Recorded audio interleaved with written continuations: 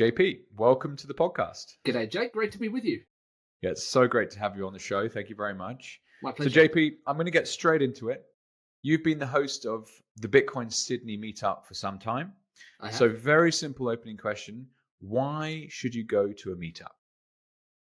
Well, there are a number of reasons. It's very tempting, particularly when it comes to something like Bitcoin or indeed any phenomenon that is kind of either countercultural or somewhat against the prevailing narrative, to understand that when you see something in it and you realize, yes, that's rational, that's logical, that makes sense, that it isn't just you, that there is a whole network of people, a whole, I guess you could say, ecosystem of people that think the same way. It's very easy to get gaslit with the state of the media that we have, or that we've had in the world, up at least until present times, that has caused many people who've otherwise had very good, rational instincts to question themselves, to question, wait a minute, surely I can't be the only one who thinks this way. And the media has been very, very good at gaslighting people into thinking that they were the only ones who had this particular point of view. So one of the greatest things about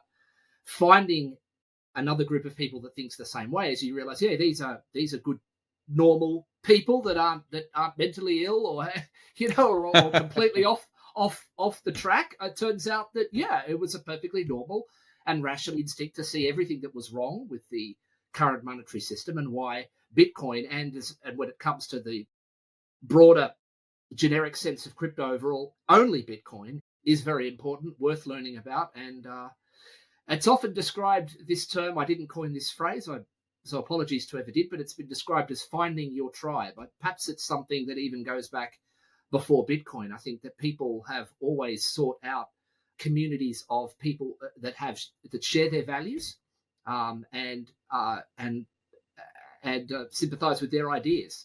Perfectly natural thing. And I think one of the problems that the internet connected world, one of the side effects, it's not necessarily a problem, there's many mostly great things, but one of the negative things about the internet connected world is that fewer people have had the opportunity to meet up in person anymore. Everything seems to be sort of from behind a computer keyboard. And so the idea of the meetups wasn't just to bring like-minded people together about Bitcoin, as well as whilst also avoiding the noise of shitcoins. We can talk about that as well if you want to, but to also get them out from behind their computers, because that was essentially Bitcoin is, for the most part, an online phenomenon, an internet, something that was birthed on the internet as an internet-based phenomenon. But I think we all still need to have that social connection, which is, I think, still best done in person, or at least there's great benefit to having that option to do it in person. Yeah, and JP, you and I have become friends over the last couple of years. I remember when we first met in the Bitcoin Bush Bash in Beechworth, and it must have been probably 2022. So it's coming up to 3 years ago.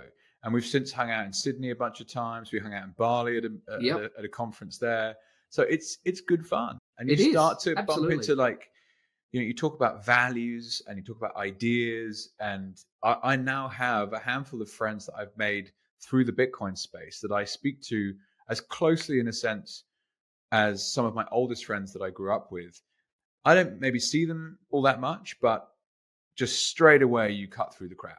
You do. It's funny that you say that, because if you've come to understand the importance of Bitcoin, it's no coincidence that those same people tend to align on quite a lot of other ideas and values. And so you do find that instant connection, and you do sort of cut through the sort of the small talk, if you like. Quite often if you've ever, people actually now, you see this actually, people talking about almost, not to use the word pain, but, like the frustration almost they have, like they go back to what they call normie world, and they go back to their normal group of friends or family that don't get Bitcoin and don't get a lot of the other ideologies that might logically flow from the same mindset as having got Bitcoin, and they go back to those people that just don't get it. I'm not trying to sound elitist here, but I think that your listeners will perhaps understand what I'm saying, is that you go back and you go to another type of social group, and it's like the usual boring stuff. So what do you do? Like the same formulaic kind of questions. And you find when you go to a Bitcoin meetup is that you sort of cut through a lot of that small talk and just sort of go straight to the interesting stuff. And no one really is that interested. I think that's a great thing about sort of asking so much about petty personal sort of stuff, about like everyone, once they've arrived at Bitcoin, is considered to be sort of on a certain level of understanding anyway. So however you managed to get there, no matter what you did in your previous life, it's a great leveler, I think, that way as well, in terms of arriving in terms of your ability to talk to people and network throughout the whole Bitcoin community. And it makes me think of a bunch of things that I could take the conversation in a few different directions, but I'll tell this story, which is in 2018, I went through a tech accelerator program in London called Entrepreneur First. And this is they call themselves talent investors. They're basically venture capital funds that pay for talent, aka people, to spend 3 months in a room together. At the end of the 3 months, you need to come up with a business plan, and you need to have teamed up with someone who's in the cohort with you, and they can then potentially do a kind of pre-seed investment into your new company. And they have something like 16,000 applications for 100 places. So it's very, very difficult to get into. And it's kind of like Shark Tank, but real, if that makes any sense. Yeah. And I remember going to a weekend event that they hosted, and it being one of the most exhausting things I've ever done. And one of the reasons for that is because absolutely everyone there is kind of like on a real life game show. It's like, if you win this competition, you'll be a funded startup in 3 months from now. And so everyone's networking like mad, right? Trying to figure out, like, who am I going to beat? Who am I going to team up with? What's an ally? What's a potential threat? And it's natural. You don't go in thinking that's like a fun social event, but it was natural to be like that. And the only other times I've ever felt that mentally drained is the wrong word. That mentally spent is when I go to some of these Bitcoin events. And that's because the level of conversation is immediately like, what's the universe? or do you know what I mean? It's very, very high and straight into it. But the big difference is, instead of how can I beat everyone in this room to get the funding, it's we're all working on the same base layer. What can we do together? And it's very, very, very, very different. So with that in mind, what are some of the things you find most enjoyable about the actual meetups themselves? And equally, talk us through what some of the values are that you think people hold when you meet them at these things.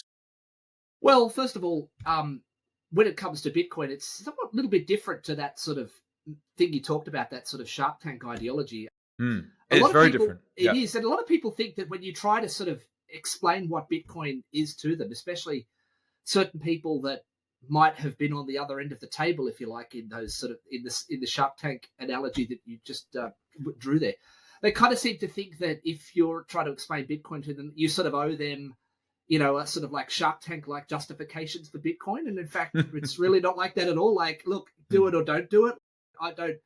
Your getting into Bitcoin isn't going to meaningfully pump my bag. I'm just explaining to you how this system is, what it does, how it works. And then it's up to you to decide whether or not you think that, I don't know, like a once in a millennium evolution in the actual nature of money itself, a paradigm shift in the nature of money, might be worth a little bit more than what it is now. Yeah, I mean, maybe. Otherwise, do what you like, Yeah, I don't know whoever the guy is now, whoever these people are. They kind of think that you're supposed to do that. No, that's not what we're there to do. And I think a lot of people can feel that way as well. In terms of my input from, I think I do derive a good deal of satisfaction from actually running the events. I feel that it's like a contribution that I'm able to make. It doesn't pay me directly. Like, I don't get any direct compensation for that. But nonetheless, I feel that I have also taken a lot, like in terms of my early days in Bitcoin, where, well, it was just people facilitating either actually giving out knowledge freely and broadcasting that and getting their voices heard and that their voice finding its way to me so that I could be orange pill on Bitcoin. And there were others that facilitated that. But it's ultimately like everyone just doing what they can to pitch into a whole sort of global effort. It's about being part of something, really. I think a lot of people, it doesn't have to come back to like a direct financial return on something. Just being a part of something is a satisfying and fulfilling thing to do. I'm not a religious person by any stretch of the imagination, but I do understand like the religious, in some ways, religious drive for people to feel as though they're a part of a movement or something bigger. It's when you're not a religious person, it's easy to sort of take the opposite and define yourself as what you're against. That's, when people sort of go through that, I guess, sort of more militant atheistic phase, as a lot of people that might have been brought up in religion, as I was, do. It becomes a sort of, it's not enough. You can't just be defined as what you're against. It's important to be for something.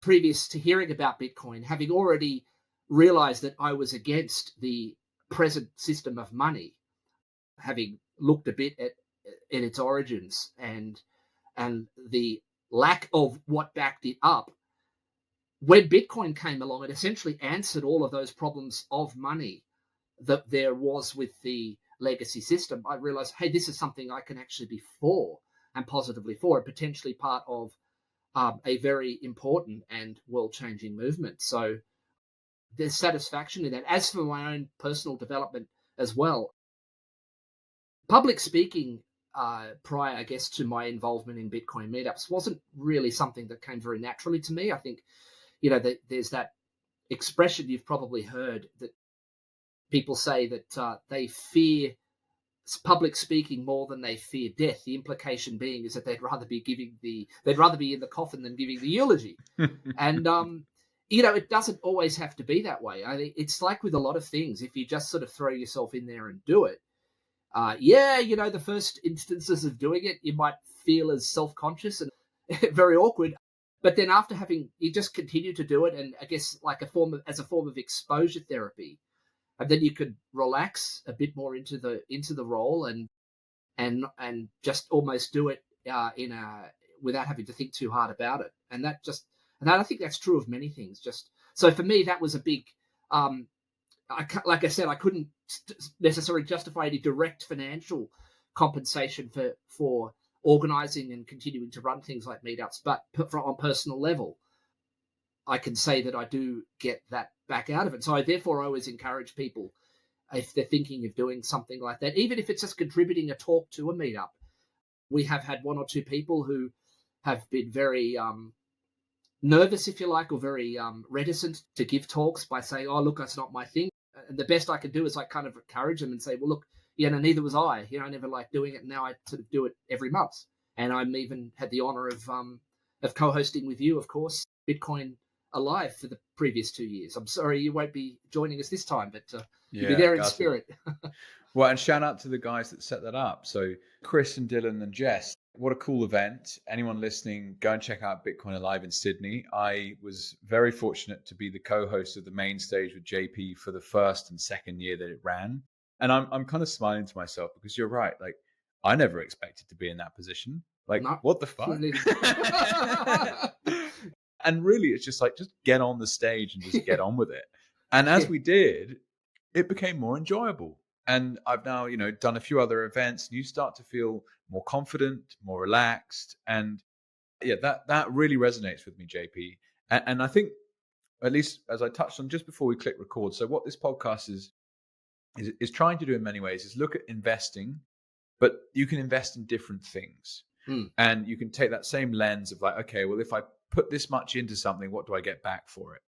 And so by running a Bitcoin meetup, you don't necessarily get paid in dollars, but you get benefits elsewhere. Or equally, by getting involved in public speaking, you don't necessarily get paid in dollars, but you get benefits elsewhere. So what are some of the opportunities that have come out of taking risk and by giving your attention to these things? Well, apart from the personal development and touch on that too. Like, what personal development things are you? Well, like I said, it's the way to become a better public speaker. I think everyone has the opportunity to improve themselves beyond being scared of getting up in front of a group of people. I mean, I understand that innate thing, but no matter who you are, it doesn't have to be there. And also remember, I think it's important insight as well when it comes to doing any of this stuff, is that the audience is always essentially on your side, as it were. That's an important insight I heard from this. It's the idea that the audience is willing you to actually be the best version of yourself that you can, not the opposite. The audience wants to be supportive. The audience doesn't want to see someone up there that's that's going to fail. And so to that respect, so in that sense, you're always going to be a much sharper critic of your own performance. You're going to analyze and find every fault in it that the audience just didn't remember or just didn't even really notice or pay much attention to. And you've only kind of got to do the thought experiment yourself. When you think about when there's someone else up there on the stage doing it, you're not really looking to sort of nitpick them there. And you don't, I think you would feel really awkward if the person up there failed. So therefore you're willing them to succeed. And so too, the audience is on your side and supporting you and wanting you to succeed too.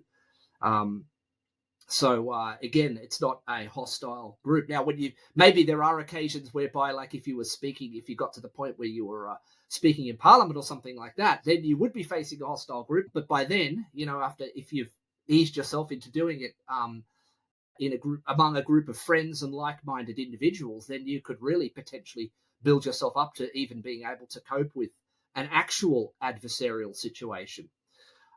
As for the other benefit, I suppose, look, I've had the opportunity of meeting some great Bitcoiners in person and been able to organize events with them. These are connections that I never would have made if I'd just been like a guy that was sort of sitting at the back and not contributing anything. So in that respect, I've had some great access to conferences and some of the best Bitcoin minds in the world that have, particularly when they've come to Australia. So, that's all been a great deal of fun. And again, that's not a direct financial benefit, but I guess some people maybe you could put a price on it. I don't know, a cost of a conference ticket or something like that. But it's hard to put a price on stuff like that. But I think it's just this idea that sometimes investing your time into something without financial return creates benefits in the long term in ways you can't foresee. And therefore, it's not a stupid thing to do.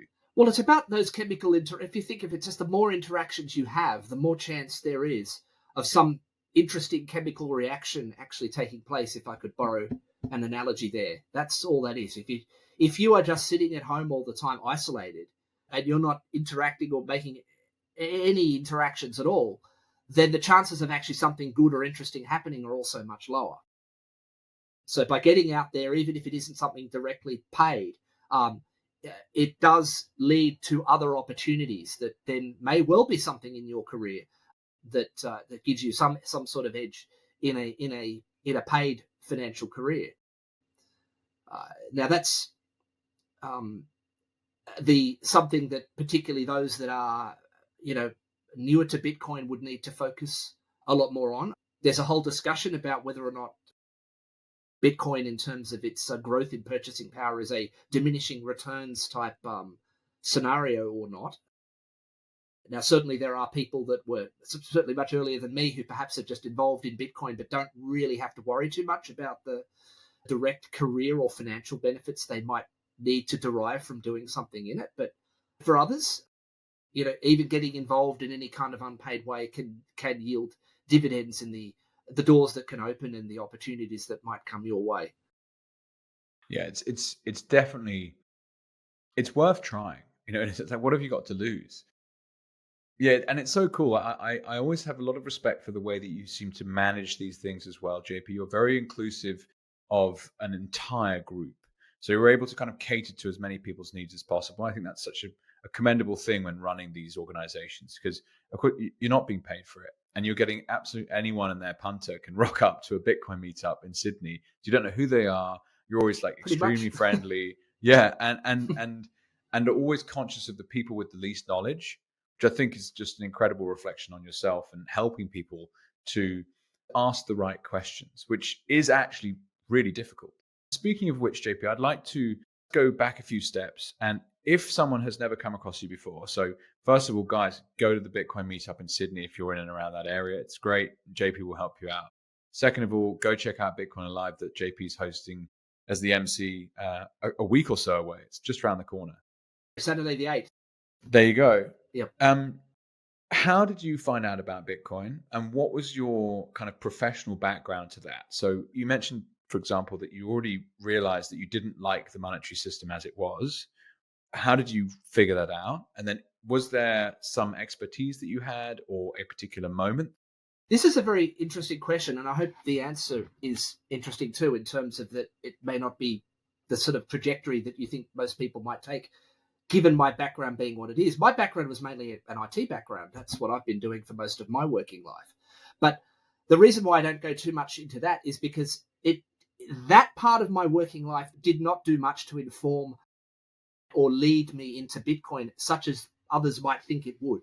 People often think, oh, you were a computer guy, a technical guy, then, I guess it's sort of natural that you went into Bitcoin. But I think if that had been my trajectory, that sort of tech angle had been my way in, I might have ended up down the sort of the shitcoin trap, because ultimately Bitcoin is much more a monetary phenomenon than it is a technical one. Yeah, of course, there's a certain degree of tech that makes it all work. But that's sort of merely the support for the monetary idea that it ultimately is. And so when you understand the innovation or the discovery, whatever you want to call it, that Satoshi made as a monetary phenomenon, it makes a lot more sense, and the distinction between Bitcoin and the blockchains and the altcoins and the memes and the NFTs and all that other rubbish becomes very much more clear. And it's a clarity that I might not have come to so quickly had it not been for just another general interest of mine. Well, that is the general idea I've always sort of had in my life. I kind of like to understand how things work, be they machines or systems and things like that. And one of the greatest mysteries, and it's also perhaps the mystery that relatively few people seem to be curious about, considering the impact that it has on their lives, is how money works. And for a number of years, even before I'd even heard of Bitcoin, I had looked into I'd seen a number of different documentaries to try and understand where money comes from. I was already disabused of the naive notion that somehow money was backed by gold or indeed anything else. I was even disabused of the naive notion that there was even a real fractional reserve requirement for money, or the idea that all of the money in the world that's borrowed is necessarily the other side of is necessarily the money that was deposited by put in there by depositors. No, I came to understand even before Bitcoin that money was essentially a fiction. It was essentially created. New money was created out of thin air all the time in the process of loans, and the very sketchy origins of the US Federal Reserve System, all of these kinds of things. Once you've looked into them, you see it's like this is like a total scam. If someone proposed this as a system of money, if we didn't already have this and then someone came along and proposed it as a system of money, it would be laughed out of the room as the most outrageous, audacious scam you've ever heard of.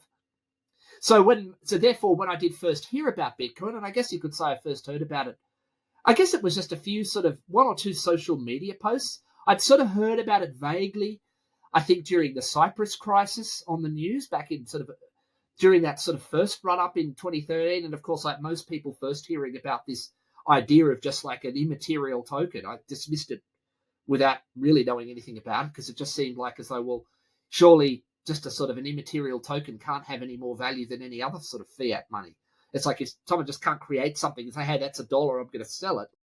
That didn't make any sense. It wasn't until sort of well later, towards the very end of 2013, that one or two people, there's at least one guy, I think he posted about it, might have been on one of the social media platforms I was on. And I thought, gee, this is actually a fairly smart guy. I thought this guy had a deep, deep understanding of a lot of technical and computer science concepts. And so I might have to have a bit more of a look at this if he is seeing something in it. And so from that point then, I did come across videos on YouTube, like from Andreas Antonopoulos and I think Trace Mayer and I think another guy, D'Angelo, forget his name, he's long since ceased making videos about Bitcoin many years ago. But the point is that from there, I very quickly was like, wait a minute, this is not that. It's decentralized. There's a consensus mechanism that doesn't involve anybody in the middle, and the tokens aren't created out of nothing. All of the things that essentially satisfied every objection that I could have had to it, that naturally people think it is without knowing anything about it. And most importantly, answering all of the deficiencies that I had already come to understand existed within the legacy financial system. It's like the a present mirror. monetary system. It's amazing, isn't it? Yeah. And so from there, it was like, yeah, how do I, and sort of, and back then, of course, people used to say, again, and this is even the most ardent Bitcoin bulls, ardent Bitcoin advocates, they weren't saying like they say now to sort of put everything in and borrow against your house and everything else for it. It was like the mantra was, don't invest more than you could afford to lose. So it was still, despite understanding the revolution that it was still to be treated as though it was a kind of lottery ticket, because although it does solve those problems, back then the Lindy effect wasn't quite what it is now. The Lindy effect, in case your listeners are unfamiliar with that expression, the extent to which a system becomes more sure and stronger the longer it goes on. Most things, they weaken and they start to fail the older they get because of deterioration. Whereas the Lindy effect describes things that become more certain to survive longer term the longer they've existed for, because they've proven themselves, or they've resisted successful refutation for longer. But back then, late 2013, 2014 sort of thing, Bitcoin was 3-4 years old. There was no guarantee that a bug still might not be found, or more likely that despite the revolution in monetary in the monetary paradigm that it was, that not enough other people might ever come around to the same realization, and so therefore it could just, despite everything it is, just sort of like fizzle up and die. Now it's a totally different thing. Now it's like, okay, there's so much more. I mean, orders of magnitude more. I mean, yes, it's orders of magnitude more valuable, but it's also orders of magnitude less risky, such that you can now safely put, a much, much larger percentage, if not do some sensible borrowing. I say sensible borrowing. One of the few ways in people that have only stuck to Bitcoin have gone wrong is to be overly leveraged and then end up getting wiped out when there's a bigger pullback than what they were expecting. But that's a somewhat different topic than what you were asking me. But it's that's awesome. I love hearing those kind of things, because, I mean, first of all, to your point, buying Bitcoin in 2013, 14 versus buying it in 2023, 2024, you're buying something completely different. Mm-hmm. On the risk scale, completely different, and also on the value scale. And obviously, instead of hundreds of dollars, you're having to spend thousands, if not hundreds of thousands. And that's fascinating. And what I like, though, is this idea that Bitcoin meetups are kind of like going to an event in the future. And they're kind of like going to an event in the future because Bitcoin is so nascent that you, for example, have just explained very clearly, you are a technologist, but you actually were researching money. And so these two seemingly unconnected fields helped you see Bitcoin from a perspective of, I need to learn more about this. Mm-hmm. And basically everyone who's ever been to a Bitcoin meetup has convergence of some experience, whether that be 2 or 3 different things that happen in their life that make them go, hang on, maybe this isn't just, boiling the oceans. And I better go and have a look at it. And therefore, anyone you've ever met at one of these meetups is in some ways a reflection of what the future will look like if Bitcoin does what we expect. And the longer it's around, you mentioned the Lindy effect, the more inevitable it seems, which is absolutely wild. And it's great to hear you talk through that, JP. So how much did your technical background help you when you were digging around 2013, 14?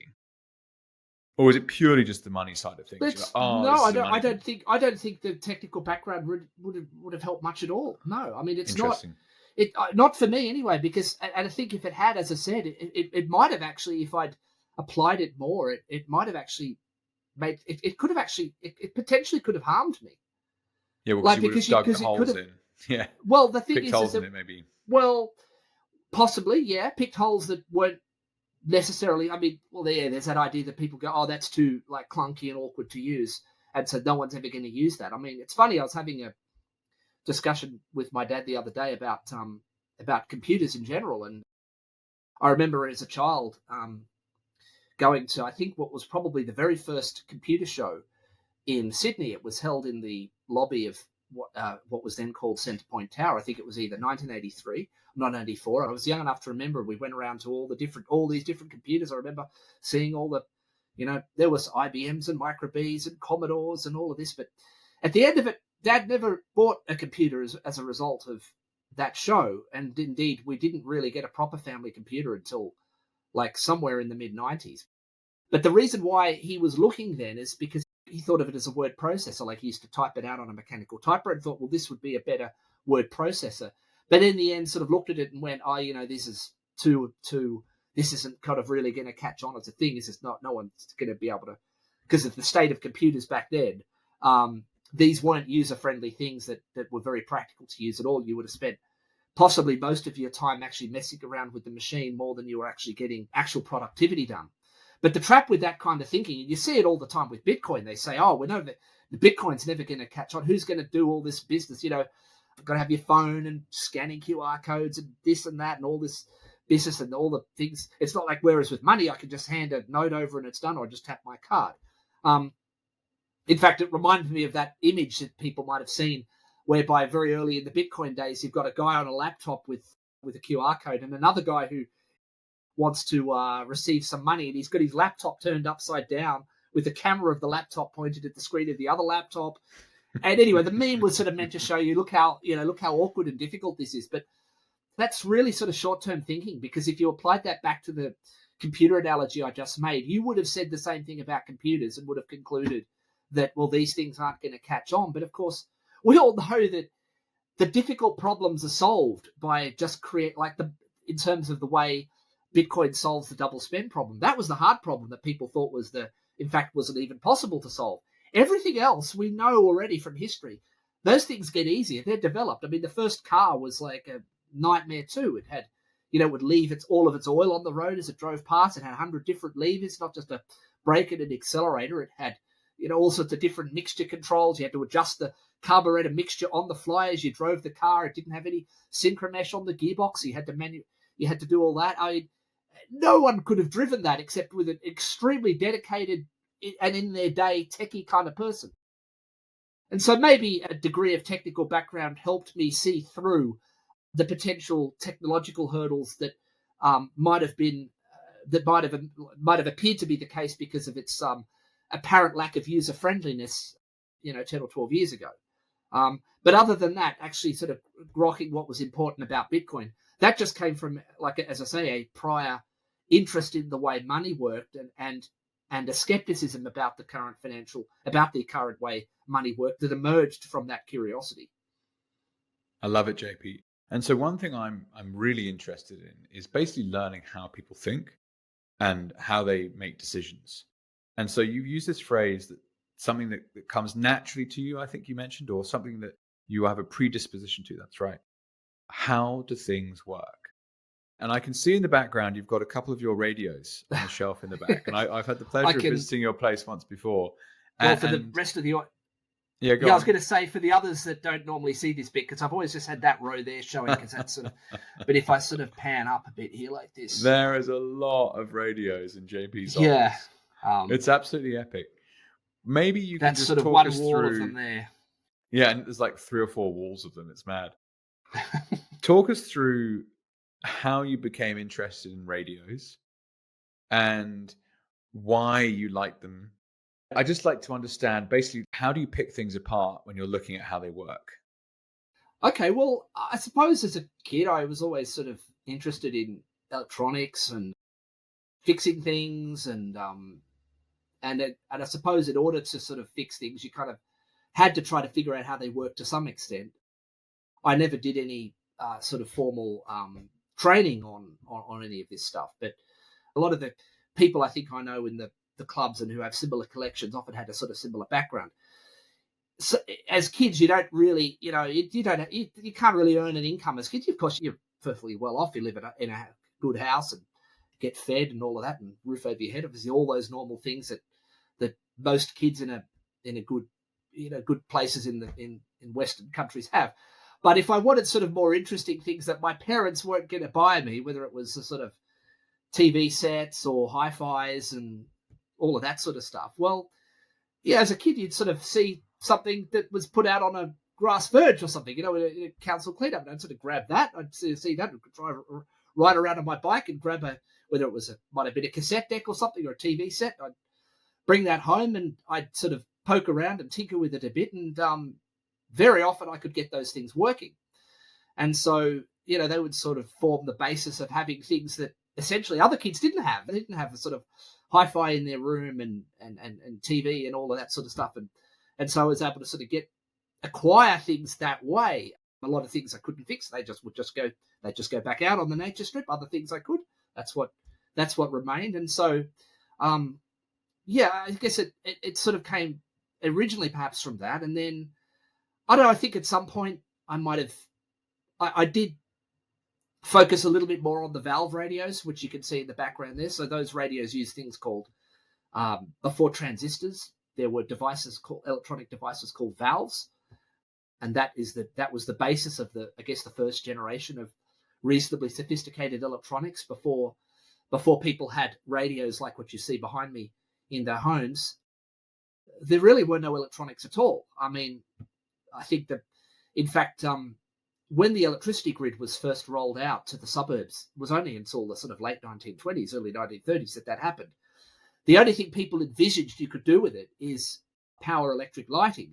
They even went so far as to call it the light bill, the electric light bill. You'd still see older people describing their electricity bill as that, because that, again, just like with the limited vision people had of computers and the limited vision people had of Bitcoin, the limited vision people had of electricity was a better way, an easier way of lighting up your home than having gas lighting wall sconces that you had to light with a match. It was gas, and that had dangers with it as well. And within a few years, there was sort of explosion of appliances, other things that people realized that they could connect to the electricity network. And radios were one of the first things, and they required devices called valves or vacuum tubes to work. Prior to that, other things, things like electric irons and lights aren't really electronics. They're more electrical devices, but electronics, there's a certain definition there that distinguishes the two, but one of them is having a sort of a degree of active componentry to them. And so radios started to come into the home in the mid-1920s, battery-powered, first of all, and then mains-powered. And so the radios I collect start from more towards the later 1920s through to the early 1950s mainly. I've got a few later transistor radios. I've also had a bit of an interest in, more generally, in other vintage electronics too. I have a few early computers, such as, got a few, I might be able to see there, there's a bit of a micro B computer, just, I'm not sure which direction you're seeing that, but on my right anyway, looking at the screen. And then there's an Apple II, and I've got a lot of Commodore stuff and a few other bits and pieces coming. But yeah, it was mainly based around vintage electronics in general. But I got into the radios because there was quite a lot of very interesting Art Deco-like designs that you could collect. There's a whole lot more above my desk here, which you've seen, Jake. And and Australia had just a really great range of designs. And in fact, you can see the spine of one. It's probably a bit blurry, but there was a book about 10 years ago put out which documented all of the wonderful Art Deco designs of Australian radios. So I do like the style of them as well. It wasn't just the electronics; it was also the designs that went into them. And Australia had some of the nicest designed radios there were in the world. Of course, Australia doesn't produce anything now, but all of the radios I showed you before, and all of the radios, the great many more radios that are above my head, were all made in Australia. Dozens and dozens of different brands in Australia, and they were all uniquely Australian designs too. Some were based on overseas designs, but generally they're pretty much uniquely Australian designs. And there was a huge industry here making all of that sort of stuff up until about the early 1970s. Interesting. And so, JP, there's two angles here I'd love to take this and understand. So number one is I'm interested in like scarcity as a driver for value, and this idea that, you can own a 1989 Porsche 911 that's only done 75,000 miles and is being completely refurbed with all the original parts, and it's worth a shitload of money because it's basically there's not very many of them, right? Yep. From a store of value perspective, they're actually quite useful because you can just keep them for a long time. They can basically act as like a bank account. I'm going to butcher the word bank account because bank accounts can steal from us, but putting that aside.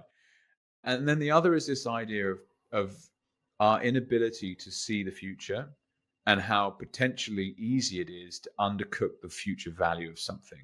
Mm-hmm. And the framing I'll give there being, I saw a post recently of one of Uber's pitch decks where they put their total addressable market at $4.5 billion. That company today is worth over 100 billion. So the total addressable market for money is huge, but like maybe Bitcoin's total addressable market is much bigger than even that. So I'll let you take it whichever way you think is most interesting. Well, I mean, it's one thing to have an addressable market. It's an entirely different question as to whether the thing that you're considering is ever going to actually address that market. So yeah, while it's possible, that is it provides, I guess, a upper limit. That addressable, when the idea of an addressable market provides an upper limit. In fact, I've heard it a lot of. If we go back to the sort of Shark Tank idea that you mentioned earlier in the podcast, one of the biggest irritants I've heard that a lot of the people who get things pitched to them often say is when the person pitching an idea comes to them with the cliche, if we just take 1% of this market, our company will be worth this much. But of course, it's a lot harder than you think for something to actually even end up addressing 1% of that market. That's the key thing. It really is a huge if. We so far with Bitcoin have been, although it was the addressable market for Bitcoin was always the same from day one. So far, despite today's not so good price action, we've been very, very lucky in terms of the percentage of the addressable market that Bitcoin has already addressed. But just because there is that addressable market doesn't necessarily mean that it will end up addressing it for a whole bunch of reasons. Whether one of those big reasons is whether or not enough other people come to the same realization about it.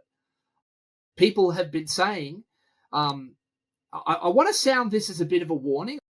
There's a great reasons always to be positive in this with Bitcoin, and I've always been that person. But at the same time, I think we're not a cult. I don't want this to be a cult where we only consider the upside and we only look at why it's going to work. We should also have a degree of intellectual honesty and look at potential downsides too, so we can steel ourselves for those eventualities too. But one of those things is the idea that we risk with Bitcoin lapsing into what I call gold bug eschatology. Now, if you've ever followed gold, like again, and this is where, but prior to Bitcoin, as I said, I was looking at how money worked. The alternative, people who thought that way, who had that skepticism about the legacy financial system, their answer to that was always gold.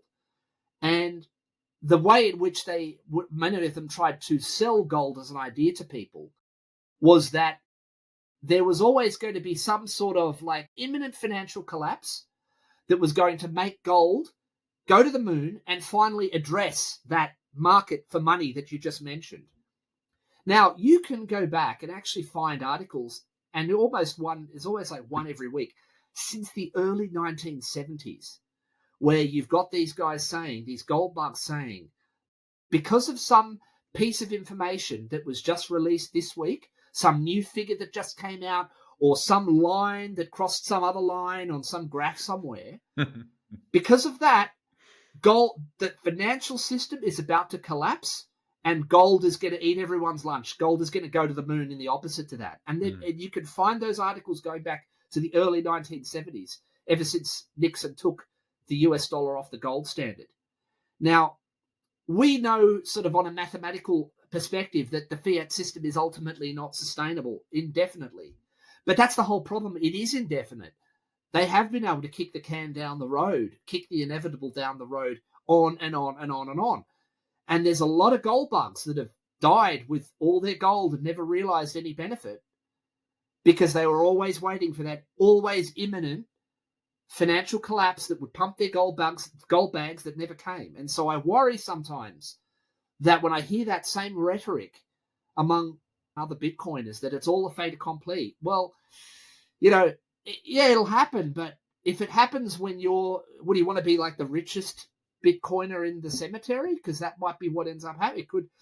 we just don't know how long the can keep getting kicked down the road. And what happens if it gets kicked down the road beyond, like the practical ability for any of us to realize the benefit of this? Because ultimately, money is a means to an end.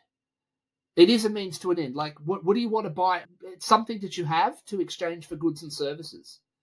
And there have been, for the last, many, in fact, always the entirety of Bitcoin's existence, very good reasons just to simply save the money and not spend it, because the opportunity cost of spending has been too high because of the fact that you miss out on the very rapid growth. But we don't know, but that growth has been slowing, and we don't know how long that growth will keep slowing for before such time as it somehow then does that S-curve that the gold bugs have been dreaming about since the early 1970s, and that S-curve being brought about by the financial collapse that has so far been able to be kicked down the road. So that's the not trying to be negative, but that's like the alternative that we have to kind of keep in the back of our mind. Well, I for one didn't see a US government coming in with a Department of Efficiency and slashing government over expenditure and talking about let's audit the Fed and actual fiscal responsibility. Like that wasn't really in my playbook for 2025, like straight off the bat. And it's really like the US that I think drives, inevitably as the reserve currency of the world, a lot of the base case for a Bitcoin breakout is basically betting on governments continuing to spend more than they earn. And now it'll be very interesting to see after year one, like what work can they do on their deficit. I think if it does anything, it'll probably just slow down the growth of Bitcoin in a developed nation like the United States. But the real kind of product market fit in my mind, like, when I was building Bitcoin with Jake, I would speak with people from Venezuela or Guatemala or Vietnam or Kenya, and they're working in places where now they're internet connected, but they have really poor financial services. Bitcoin to them is a no-brainer. It's like, yep, okay, cool. This is a better system, but the government can't take it from me. Yeah, cool, I'm in. It's not even a hard sell. And so that, I think, will still crunch away in the background, but maybe it will take longer. Like, oh my God, fiscal responsibility. Didn't guess that was going to come. What does that mean? Well, it just elongates this adoption process. Yeah, well, most of the naysayers when it comes to Bitcoin naysay from their position of comfort in relatively well-functioning Western economies. I say relatively well-functioning. It's the classic champagne socialist. Yes, yeah. Whereas in you go to other countries and there's of course the countries like what you mentioned, and they immediately see the need for it. And quite often we find ourselves having to remind those naysayers that, yeah, but not everyone is in the comfortable position you're in. There are plenty of people that don't have the benefits of the system that you still believe in. Now, whether those people can drive the economic energy that they're able to put into Bitcoin to make the number go up, that's a different question. Can those people have as much effect on Bitcoin that way than what the Western economies, should they decide to get solidly behind Bitcoin, would do? Perhaps not, but that's not their problem. Like, that's a luxury that we have. We can sit here on our Bitcoin bags and go, and we can look at it in terms of like the benefit in terms of what the price is doing. These guys are not buying it just so that they can get more spending power out of it later on. They're just grateful that they can hold the spending power they've already got, or that they've got a way of sending money to people that can't be stopped by third parties, censored transactions, this sort of thing. Or they've just got the ability now to be self-banked. I mean, I don't know what the statistics were, but there was a big chunk of the world that was essentially unbanked. And we can't let ourselves forget what one of the big missions of Bitcoin was, and that was to essentially bank the unbanked. Or rather, when I say bank the unbanked, they would be now self-banked. It would give those people financial empowerment. So we've got the luxury of being able to look at Bitcoin through the lens of what it can do to our own personal wealth position. But those guys have got tremendous benefits from Bitcoin just in being able to do things that we already took for granted. And actually, JP, that brings to mind for me, though, this is about individual empowerment. an individual betterment. And whether you want to frame it as like a self-interest thing and therefore kind of selfish in a sense, it doesn't really matter. But also, I'm not buying Bitcoin for like world domination. It's just a case of like, what's the best decisions available to me today to help myself and my family? Yeah. Well, in my opinion, it's buying Bitcoin. Yeah. Now, if Bitcoin does, if it doubles each year, that's still an amazing tool. Yes. To have you have your back, right? And what's fun about it, and this is something I'm seeing again, just to shout out, a handful of friends I've made through this Bitcoin experience the last few years. I'm noticing people who are essentially self-actualizing in a sense. And it's like, okay, I can actually now afford to quit that job, or now I can afford to go traveling, or now I can afford to start my own business, or whatever it might be. And so people are able to reclaim their own time.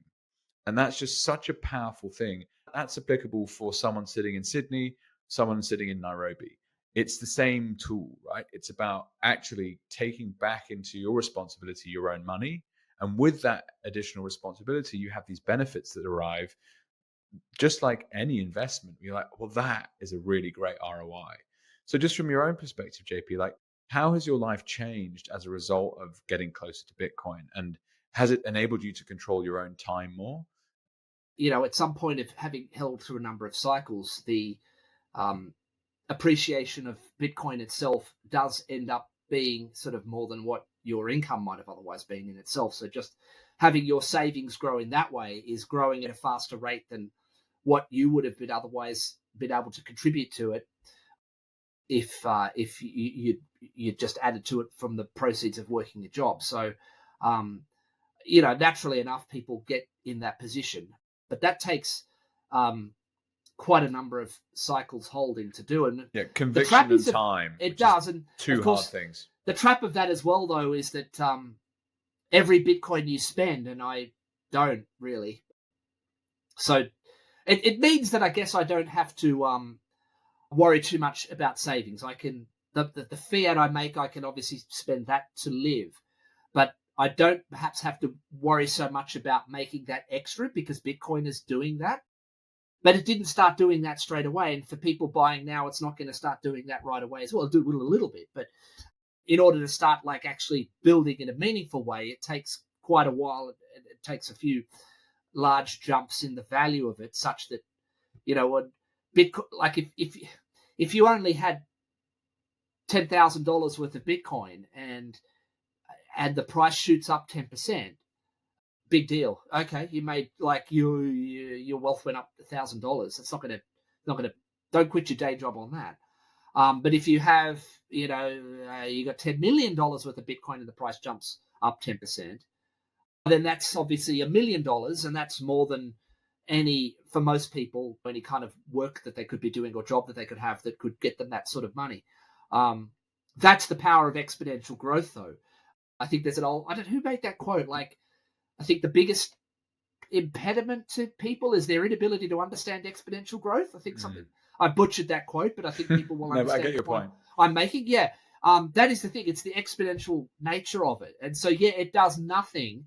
Like, it really doesn't make that big a difference for most of the time until you get to a certain point, and then it kind of goes. You sort of see that rise. It then really does start to, even the small moves, like even a relatively conservative yearly increase, is very valuable to you. But of course, the moment you spend any, that amount of it is no longer getting that gain for you anymore. And so you've really got to think carefully about the expenditures you make. Do you, I've been tempted a few times. I buy myself the new car I've always wanted and that sort of thing. But every time I think about doing it, I realize, but that car's going to cost me, it's going to seem like it cost me twice as much because I have to think the car is in fiat, but the Bitcoin I'd have to offload to buy it might only be half as much next year. And that's like, cars are depreciating things at the best of times. Cars depreciate.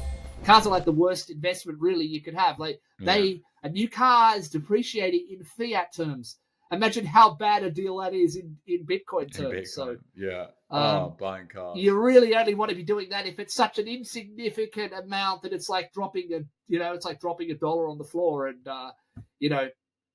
I know people like that, but that's not me. That's not me, but I know people like that. And you wonder, people always go, the Bitcoin prices. This is a bit of a bugbear I have at the moment with the rhetoric that's going around. People say, we're going to get, the Omega candle's coming, or the God candle, or whatever else, this sort of thing. It's going to shoot to them. It's, you're not bullish enough, and it's going to go to $1 million in the blink of an eye. Unfortunately, it doesn't work like that. I don't think so. I'd love it too. I'd be celebrating as hard as anyone else if it does. But the reality is what they don't seem to account for is that there are a lot of guys that are well earlier than I am, and they can look at buying a new car like you would look at dropping, a couple of dollars on a coffee or something. And that there's a lot of supply from those guys, houses and supercars and industrial businesses and all that other stuff that they're buying to fund their lifestyles until they're sort of satisfied. That generation of people is satisfied. Then going to get that. Then maybe we can start to go up again. There's a lot of people underestimate the supply of those kinds of people. I know these guys. I look at the stuff they've got. And go, no wonder we can't get over $100,000. That guy. I know the guys must have sold Bitcoin to buy that. And you repeat that of the thousands of other guys. There'd be thousands of people like this, if not tens of thousands, all over the world. Well, JP, I have a confession to make, which is that back in 2017 and early 2018, when the hard fork happened and I received some Bitcoin Cash, I found an eBay advert for a 1980s Mercedes SL, and I bought it from a rapper in a car park in North London using Bitcoin Cash and Binance or something. And it was a horror show. It took hours to make sure I was sending it to the right address. And I owned the car for about 4 months. It leaked in the roof. The battery went flat the whole time. It stunk. Like it was literally it was a piece of junk. In a way, I loved it because it's such a cool car. But that Bitcoin Cash, had I just converted it to Bitcoin and sat on it till now, is a lot of 1980s Mercedes SLs. Yeah, that's the risk. And that's like, and if only I knew, right? Well, that's tuition the thing. fees. You just don't know. You don't know. You can't beat yourself up too much about it. You have to obviously like. I don't. I appreciate the lesson. Yeah, I mean, ultimately. But to your point, buying a car, like maybe it's better to wait till next year. Yeah. Or last December. Yeah, exactly. Yeah. Well, almost. It's where are we at now? Hopefully, by the time this goes out, we'll have bounced again. It'll bounce. Yeah. Look, it always does. If you are listening to this and it hasn't bounced, we know that Bitcoin has never failed to get back to a price that it's already been at before. Never. In like 15, 16 years now. No, more than whatever. 16 years of well, let's say 14 or 15, where it was actually tradable. It always has returned, no matter how badly it's gone down, it's always gone back there. So if you've happened to have bought on a high, the worst thing you can do is start panic selling it all. That's what the market is trying to manipulate you to do. Because look, if it were that easy just to sort of buy Bitcoin, sit on it and get rich in 10 or 15 years, there'd be a lot more. There wouldn't be. It'd be so easy that everyone would do it, and therefore no one would end up succeeding in that way. So it's the challenge is how strong are your hands? How much can you take? Can you take an 80% drawdown? Because that's what everyone who's been in it for more than 5 or 6 years has had to go through at least once. Full on 80% drawdown from what they put in, or at least where they were at.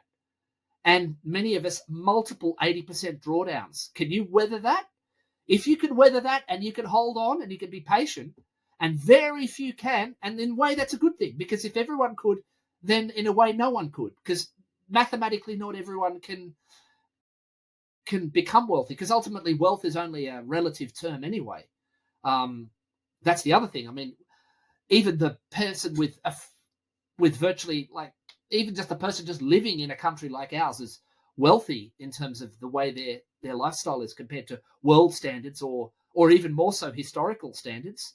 I think virtually everybody is living a better quality of life than a king from 300 or 400 years ago, who didn't have any technology, who didn't have running water or access to healthcare, medicine, travel, all of the things that even people with relatively modest means can have access to in the present world. So, but anyway, it's a relative thing when we talk about wealth, and it's not supposed to be easy, and it doesn't owe you a retirement on your own at your own timing. There are two groups of people: the bulls, of course, the people who are sort of always bullish on Bitcoin. They tend to be a bit over enthusiastic. They tend to overestimate how soon Bitcoin is going to reach some milestone. And then there's the bears, who are always thinking that it's going to go to zero or stupidly some negative price. They're even more wrong. But just bear in mind that when you see the sort of most bullish sentiment, quite often that is a bit optimistic, and that it does tend to take a lot longer than what they say. So the key thing here is patience, and it will test you. It will test you, and it's, as I said, it's not easy, and if it were, there'd be a lot more people, and therefore it wouldn't be as meaningful to be a successful Bitcoin holder. It brings to mind, JP is famous for his rants. Shout out. Like, just sometimes the JP rant's so good, it's almost taking me an hour to properly warm you up and get you going. On which note, do you have a little more time, JP? Sure. Go as sure. long as you okay, like. Cool. Yeah. So, just to echo some of what you're saying, this idea of like being owed something, it's like you're not owed anything. No. Bitcoin doesn't owe people a retirement. What I mean is that, like, a lot of people thought that if they bought Bitcoin, I'm not going to mention any particular people, but there have been some people in our community that have become demoralized because things have, in many cases, they were extremely bullish on Bitcoin, but then things didn't sort of materialize within the time frames that they thought it would. And they had made certain plans, such as retiring. They thought that if I've held this on, surely Bitcoin should be $1 million by now, or certainly higher than the $89,000 or something it is at the moment. The thing is, though, that like Bitcoin doesn't owe you a retirement to your timing.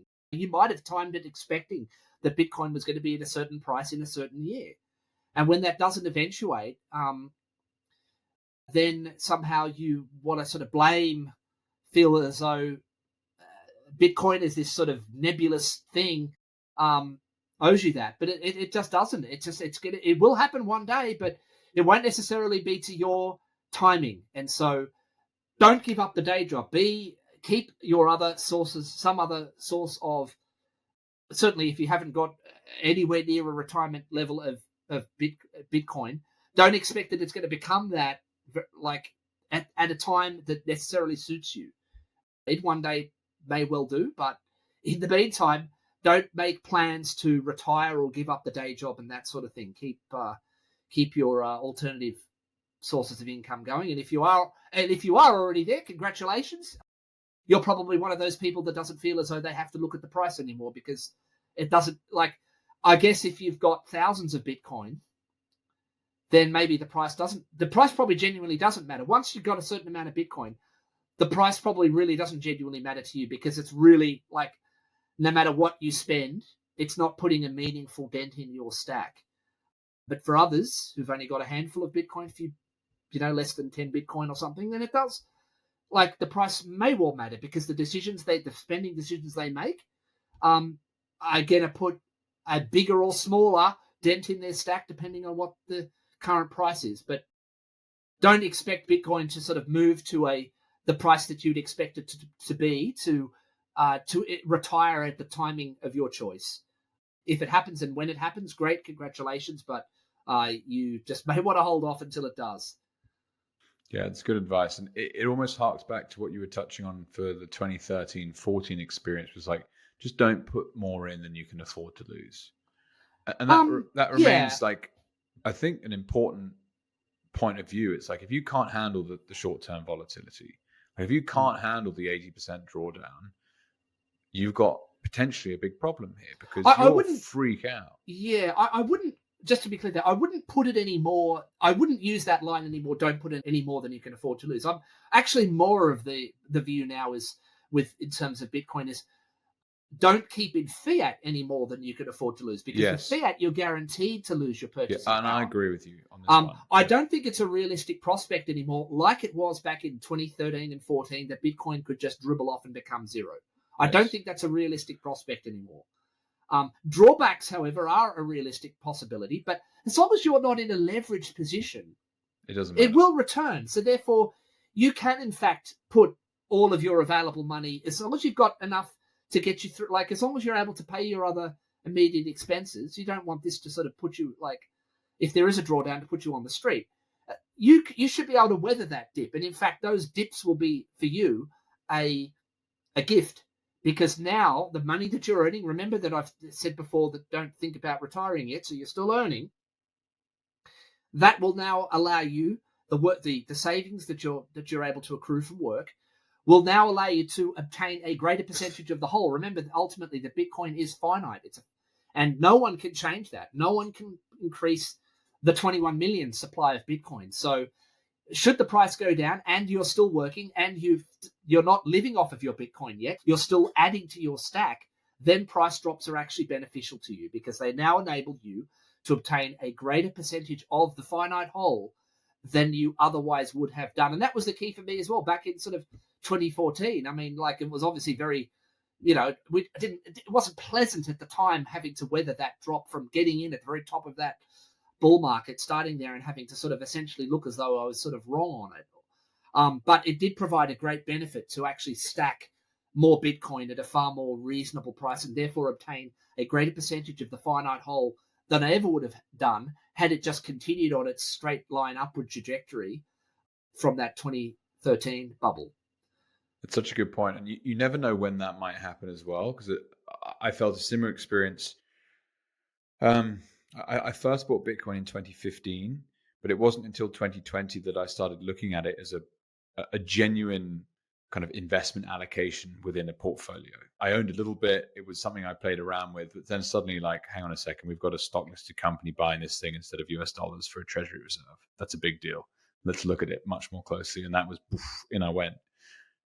In 2022, the back end of 2022, there was all this shenanigans that had been going on with these yield platforms. Celsius blew up, BlockFi blew up, and FTX, Sam Bankman-Fraud, as he's now kind of jokingly known as, right? Scam banks to fraud, yeah. Yeah, who was literally stealing people's money and buying his own token. You couldn't make it up, right? A bunch of American kids sitting in Barbados or wherever they were, high on. Well, the funny thing is many Bitcoiners kind of actually did. they did see that coming. Well, they did, yes, absolutely. Yeah. It's amusing, but the point I'm trying to get to here is that the price, it fell all the way down to like 15,000 US or something. And I think one of the reasons it was able to do that was because there was so much paper Bitcoin sold that didn't realize it was the case, and they were sitting on exchanges and they'd bought a derivative of this thing. But also there was the Chinese mining ban that put a real headwind on that particular bull run. And so 100K US has only arrived in 2024. But every Tom, Dick, and Harry that had a bloody Substack or Twitter feed in 2020 was saying Bitcoin's going to 100K. Yeah. And it never did. And then the bear market was brutal. All the way back down to sub 20K. Well, they've all been whatever it was. They've all been brutal. 2014 in their own way, right? Yeah, they've all been. Yeah. And so that's the fun part. If you're lucky, even if you hit that high of the previous cycle, if you're like, I need more of this stuff, it makes so much sense. Actually, you end up accruing an average cost of coin in a better sense. It's the bear. That's right. It's the bear market where the hodler really makes their coin. Exactly. That's where you make. Exactly. There's a difference between the Bitcoiner that makes it and that doesn't. Is what you do in that bear market. Do you get demoralized and not buy anymore? Do you sell, or do you double down? You double down. It takes a certain degree of perhaps bloody-mindedness sometimes to take that doubling down approach, because you really do have to believe. You either don't. Conviction, yeah. Do you believe yes or no? You really do have to believe that more, like the market is. It's like that Principal Skinner meme. No, it's the market that's wrong. And you really have to be that character. Yeah. And not only against the price action that's occurring, but against very much what you then see. You got to deal with. You got to watch.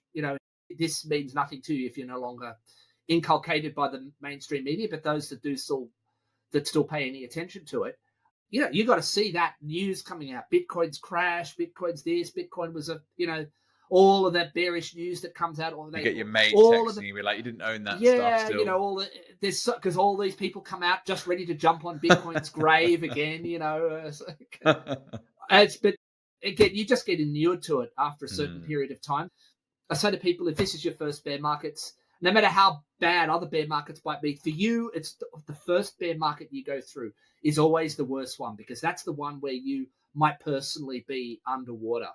But every other bear market, hey, I've been through it before, and we saw what happened then, and we know that it turns around and comes good, because inevitably every single thing that has ever precipitated a pullback, like a big pullback in Bitcoin, has never really been anything to do with Bitcoin. That's always been the funny thing. Like in 2013, Mt. Gox was considered to be the thing that precipitated the collapse in the price of Bitcoin down to from like $1,200 down to about $200.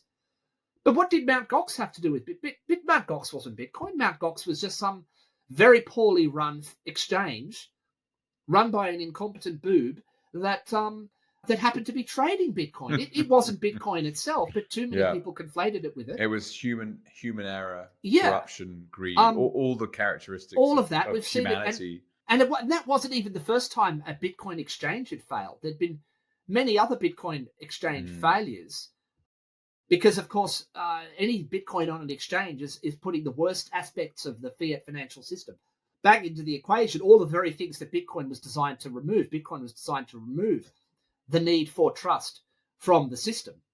It means that trust was neither requested nor required from any of the participants in the network.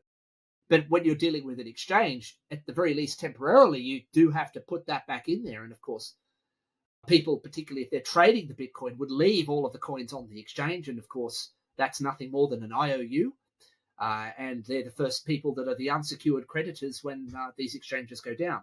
So that had nothing to do with Bitcoin, though. And those of us that understood this realized, hey, this is meaning I can kind of get a bargain on this thing. I can get this thing for this is mispriced on the rest of the market who think that this thing does have something to do with Bitcoin, because that's what you'd see in the media. You'd read this stuff in the media, and it was just so wrong. I mean, and it still is to this day. It's almost sometimes infuriating when you realize these people that put themselves forward as journals of record, or as of informers of the people, authoritative documenters of what's true and what isn't. Those sorts of people with their fact checking and all of that sort of thing. These very people, and then you read, and it's so catastrophically wrong what they're saying from anyone who's even done the most basic research on Bitcoin. But unfortunately, those are the people that too many other people who don't know that much about Bitcoin are listening to. They're not listening to the same people you and I have listened to.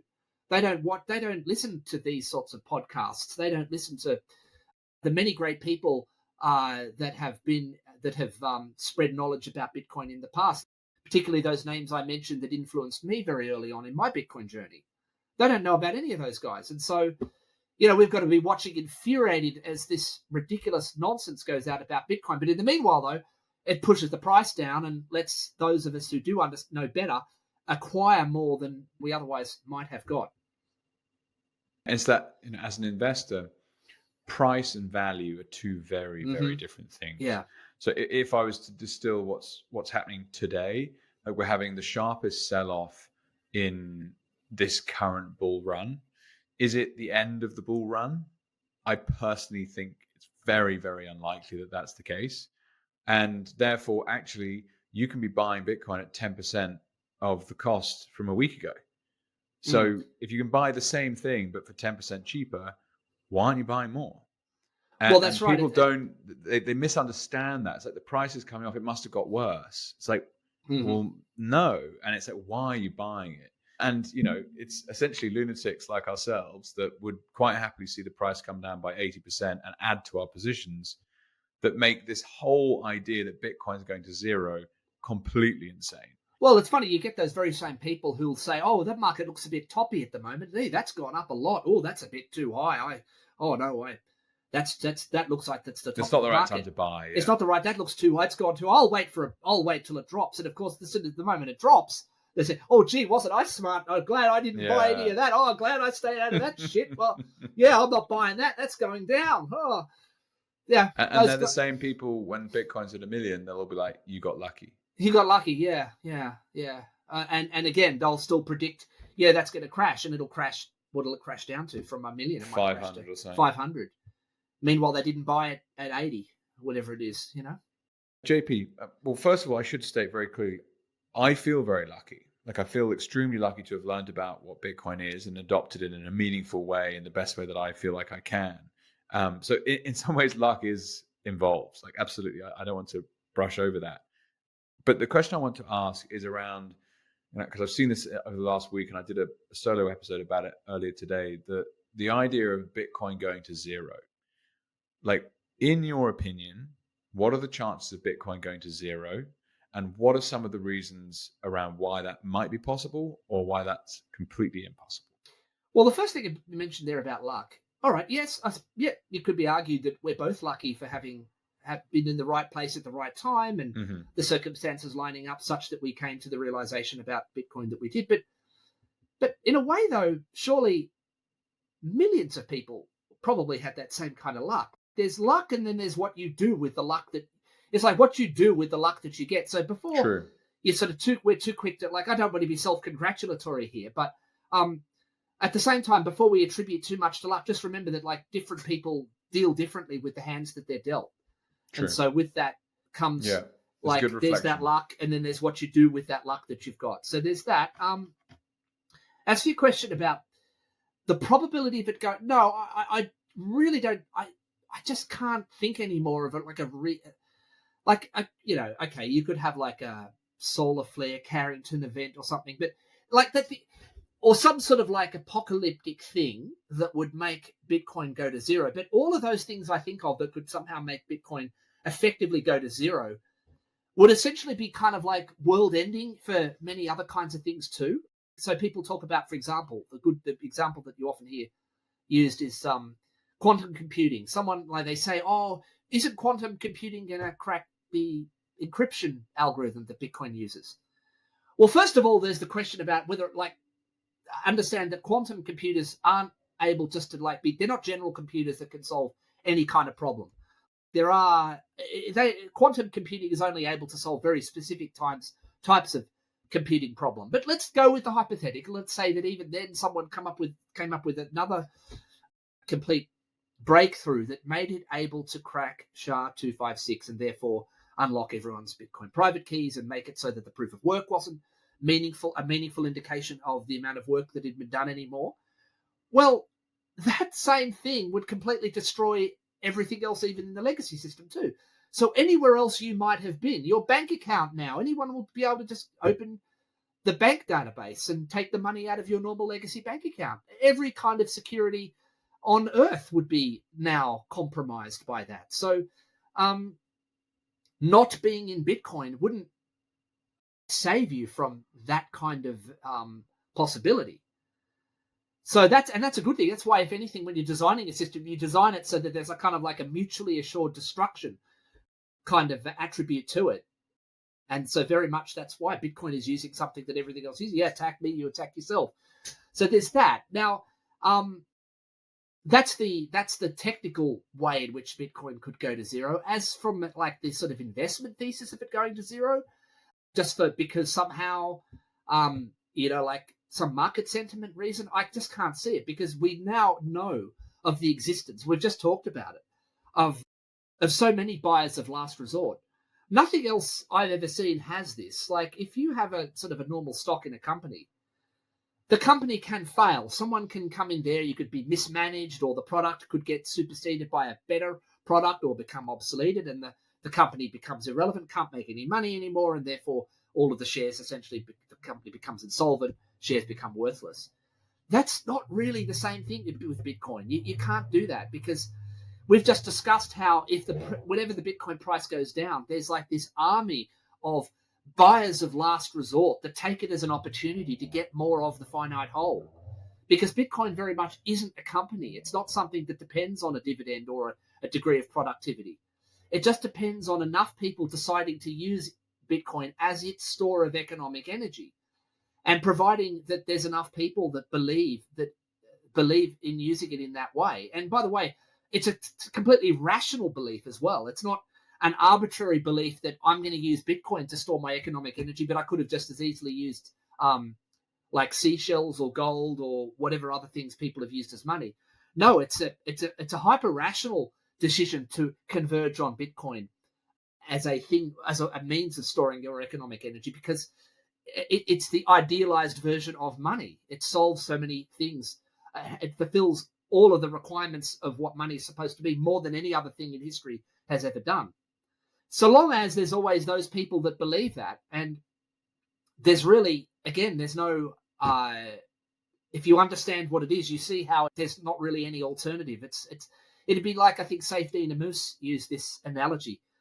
You can believe in gunpowder or not believe in gunpowder. It's not going to change anything. At some point, you're going to be forced to use it. Like, okay, don't believe in gunpowder. Use bow and arrows and get wiped out by those that do use gunpowder. The fact is that gunpowder, whatever you happen to believe, just practically and empirically, was a superior technology for warfare than what previous things were. What the things were that gunpowder replaced, which was bows and arrows. And so too, Bitcoin is the superior form of money than any other kind of money that's come before it. So it doesn't matter whether you believe that or not. The reality is you are going to be outperformed by and eventually made deemed irrelevant by those people that have figured this out before you have. It's so true, isn't it? And just to come full circle here about, my first question, why should you go to a meetup? You meet people that actually are these characters, like the kind of I will die on this hill mentality, where they are completely denominated in Bitcoin. And I think that's a much, much smarter decision today than what was maybe the case 10 years ago. Mm-hmm. Just because of the nature of the proliferation of the products and services in and around Bitcoin that's happened in that time. But I agree with you. There's an army of buy-side demand that gets stronger the cheaper the price gets. Yep. Yeah. So it's not like, we're going to bash through 75K and then the buying power's gone. It's like, no. When it gets to 7.5K, it's going to be 10 times stronger. The scalping just comes. And I like your relation to an equity. Because from a store of value perspective, why do you own these assets? And it's like, well, an equity actually has a supply chain and a board of management and people and regulations, and something can go wrong. Mm-hmm. And so when you see a company on a publicly listed exchange, for example, if the prices come off 10%, well, it might be because there's a big fucking problem with the company that you don't know about. And it's going to come off another 10%. Mm-hmm. And they're then not actually, open source. It's not. It's like, how often do they give their company reports? How correct or incorrect are those company reports? It's a different beast altogether. And that's why someone like yourself is so excellent at framing the difference between money. It's a money phenomenon. And if you don't understand that, then you're not going to get it. And that's why the question, what is money, is probably the most important part of this whole process. That's it. Yeah. JP, it's been an absolute pleasure, mate. Thank you so Likewise, much for your Jake, time. pleasure to talk to you anytime. And if anyone wants to get out and get in touch, how can they do so? Sure. Well, first of all, as been mentioned a number of times, I run the Bitcoin Sydney Meetup. If you go to www.bitcoinsydney.org, that will take you straight through to our meetup page, where we have our monthly main meetup in the Sydney CBD, where we usually have special guests or speakers on to cover a particular Bitcoin-related topic. It's Bitcoin only. By the way, that was our whole raison d'etre back in the early days when Stefan Livera and a couple of other people and myself got together and decided that we needed to fix the Bitcoin scene. We've also got a number of social events around the city on another week of the month. And so we've now, for those that want a sort of local social hangout, there's the Northern Beaches, Southern Suburbs, and Western Sydney. So the three local socials, and then they all feed back into that monthly main Sydney meeting. I'm also at the Bitcoin Bush Bashes.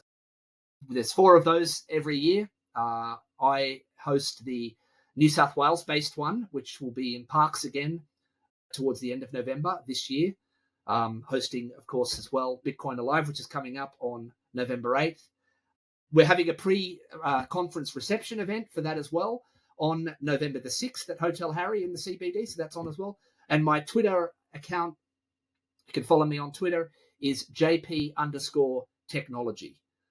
So, pretty easy to find. Sorry, JP, you mentioned November. The Bush Bash is in November, but Bitcoin Alive is in March, right? Bitcoin Alive is on Saturday, March 8th. It'll be just after this pod comes out. So reach out to JP if you want a ticket or whatever. And and also get in touch with him if you want to hit the meetup. So JP, legend. Thank you so much for your time.